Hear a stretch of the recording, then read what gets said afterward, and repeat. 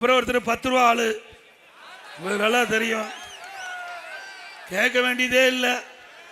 10 ரூபாய்னா நீங்களே ஆரம்பிச்சுக்கிறீங்க. இன்னைக்கு தமிழகத்தில் 6000 மதுக்கடை இருக்குது. 6000 மதுக்கடையில் ஒரு நாளைக்கு 1.5 கோடி பாட்டில் விற்குது. ஒரு பாட்டிலுக்கு 10 ரூபா அதிகமாக வாங்கினாங்க.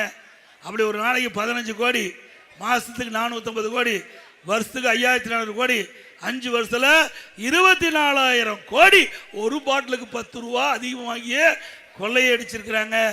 இப்படிப்பட்ட அரசாங்கம் மீண்டும் தொடர வேண்டுமா? இவ்வளவு கொள்ளையடிச்சு 453 நாள் ஜெயில் இருந்தாலும் எனக்கு பார்க்குறேன். எனக்கு கிடைச்ச தகவல், அவள் நாள் ஜெயில் விட்டு வெளியில் வந்த போது முதலமைச்சர் புகழ்றார். ஏதோ நாட்டுக்கு சுதந்திரம் வாங்கி தந்த மாதிரி. ஏன்னா கரெக்டா கப்பம் கட்டியிருக்கார். கரெக்டா கப்பம் இவருக்கு கப்பம் கட்டி அவருக்கு ஜெயிலுக்கு போனதான் மிச்சம். அவர் நெஞ்ச பொழுதுதான் மிச்சம். அவர் இங்க நிக்க முடியாது, போய் கோயம்புத்தூர் நிக்கிறாரு. எங்க கரூர்ல நிக்க முடியாது.